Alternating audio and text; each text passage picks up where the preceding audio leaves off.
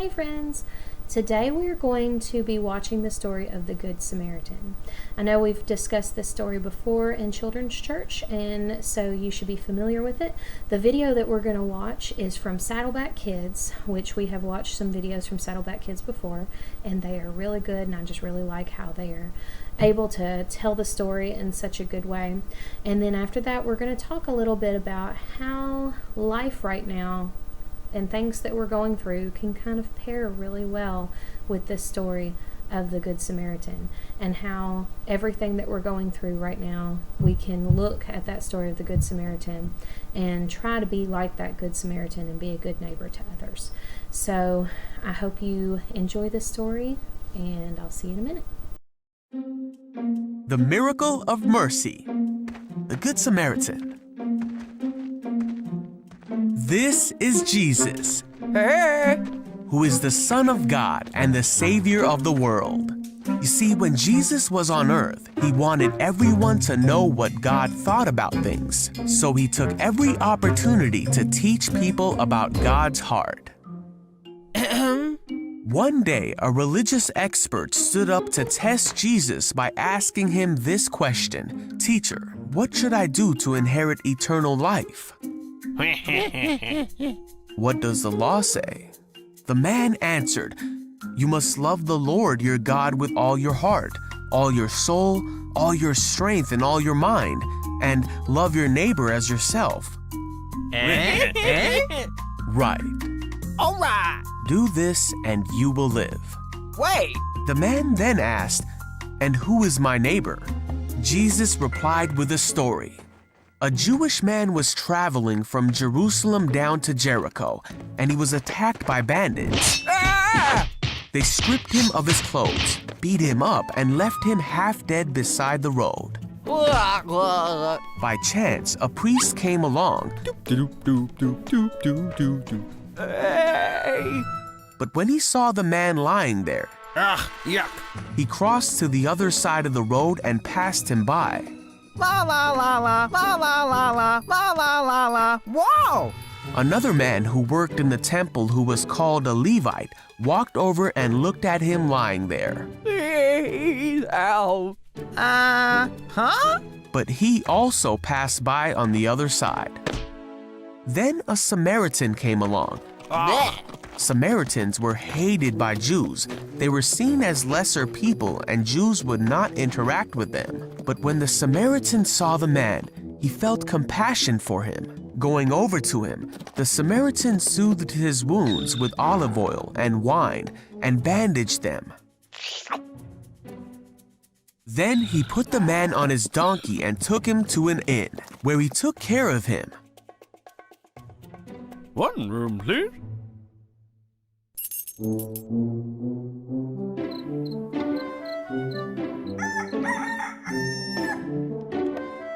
The next day, he handed the innkeeper 2 silver coins, telling him, "Take care of this man. If his bill runs higher than this, I'll pay you the next time I'm here." Now, which of these 3 would you say was a neighbor to the man who was attacked by bandits? The man replied, "The one who showed him mercy." Then Jesus said, "Yes, now go and do the same."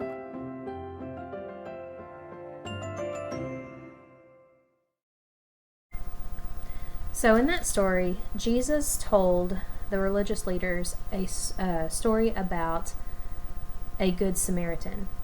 And in this story, we had the Jewish man that was hurt on the road, and then the Samaritan that came and helped him and when others wouldn't.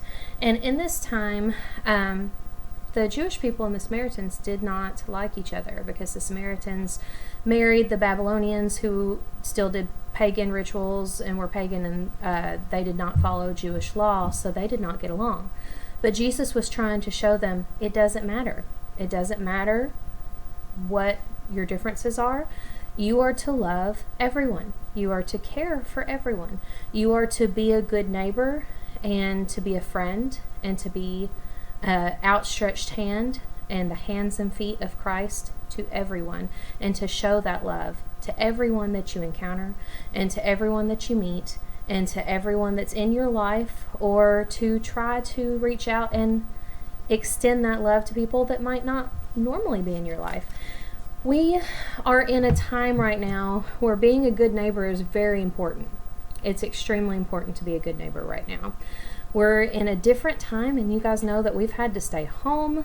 We've been home for weeks now, and it's probably weird and odd for you guys that you're home and not going to school, and it might make you sad, or you might be happy about being home, but it's different.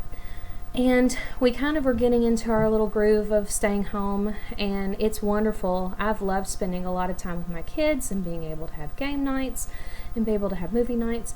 But it's also good to remember that through this, we need to be good neighbors. Just like that Good Samaritan, where he was ready to be that loving hand in a difficult time. And it's important that we are those loving hands, and that we're the hands and feet of Christ during this time. And you can do that in so many different cool ways. I'm going to share a few ways as I've been reading things online and seeing things online, a few things that I've seen people do. First, of course, we spend more time with the people that we live with. And that has been so wonderful that we've been able to slow down and spend quality time with people that we live with.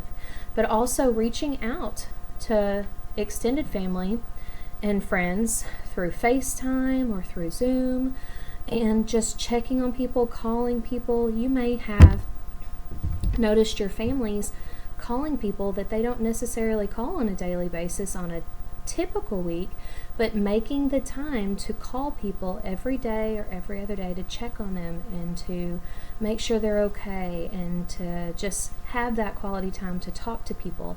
It's so important that we are being a good neighbor and reaching out to people and keeping in communication with people and keeping people's spirits up. That is an easy way to be a good neighbor right now during this time. It's just to have a phone call or FaceTime someone, or writing a note or drawing a picture to a family member or to a friend from school, or to friends in your family, and mailing those.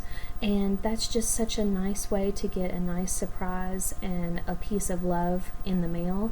My girls got a letter from one of their best friends that lives not too far away from here in the mail, and just saying how much he misses playing with them. People making sure to check on their church family. That was one of our kind of challenges in our prayer focus, is to make sure to stay connected and reach out to those that we love, and that includes our church family. So keeping in communication with people that we are used to seeing every week. Maybe we can even talk to them a little bit more during this time.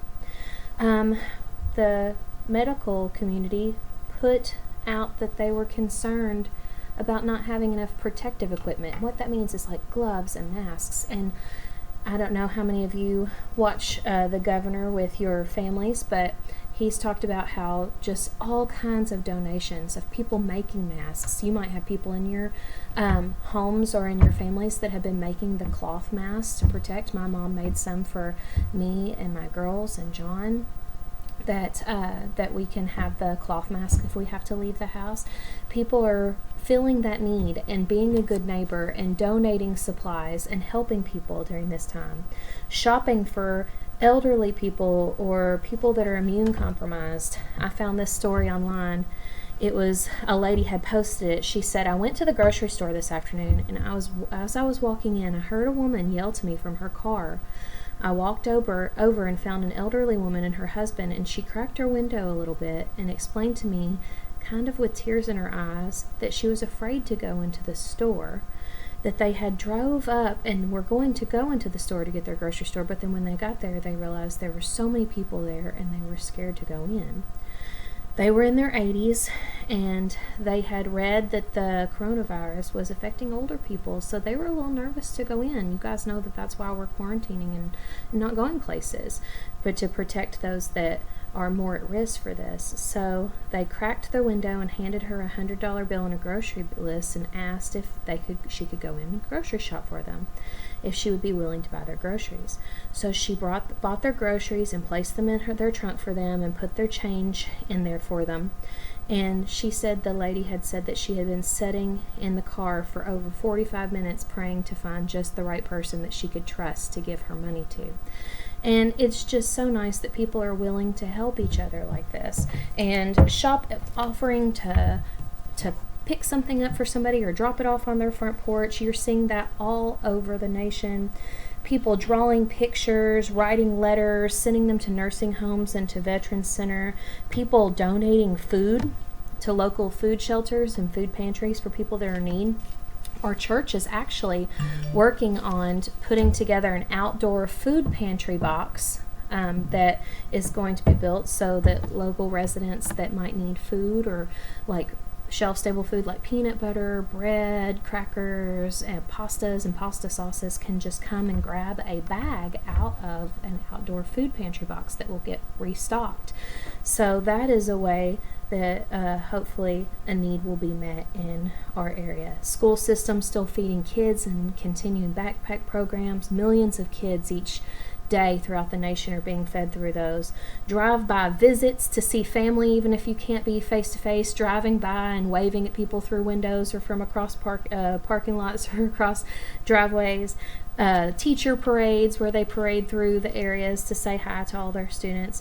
A man in Madisonville, who's actually our neighbor, he lives a few houses down from us, has set up a delivery system where all people have to do is text him or message him or send him a message on Facebook, and whatever they need, he goes and does drive-through service and picks things up with protective equipment on and delivers it to people's houses, just as a way to try to help people that can't get out. Decorating windows to bring cheer to people and putting crosses out to remind us that we are covered by the blood of Christ and that He has us. Doing Praise on the Porch, which was started in southern Hopkins County, where people go out every night at 8 o'clock and sing praise and worship songs on their porches just to spread the word and the sound of Jesus' name. And that started in southern Hopkins County, is now worldwide. Another cool thing that people are doing are putting rainbows in their doors and windows, rainbow paintings, rainbow drawings. I've seen people sculpt rainbows out of Legos and stick them up in their windowsill, and that is a really cool picture to remember that we rainbow being a promise that God gave us, and the rainbow being a symbol of God's promises to us, and also just to bring some cheer and some love and some color in a dark time. And so a challenge I would like to give you guys is to remember, love everyone that you come in contact with. And right now we're not coming in contact with very many people, but maybe find ways like call or FaceTime grandparents or aunts and uncles. Write messages or write letters and send them in the mail. Put pictures on your window so people that are driving past your house can see a little bit of brightness and cheer. And that's what our challenge is going to be for this children's church, to be a part of that rainbow challenge where we draw or paint rainbows and put them in our windows. And when people drive by, they are going to be reminded of God's promises to us. And remember that we are covered by God and that this will eventually end and things will go back to normal, but we are good neighbors and we love each other and we want to share God's love with each other. I'm going to show this little challenge to you, which is drawing rainbows or painting rainbows. Remember, you would make these and put them in the windows of your house so when people drove by they could see them. We miss you so much. We hope to see you soon.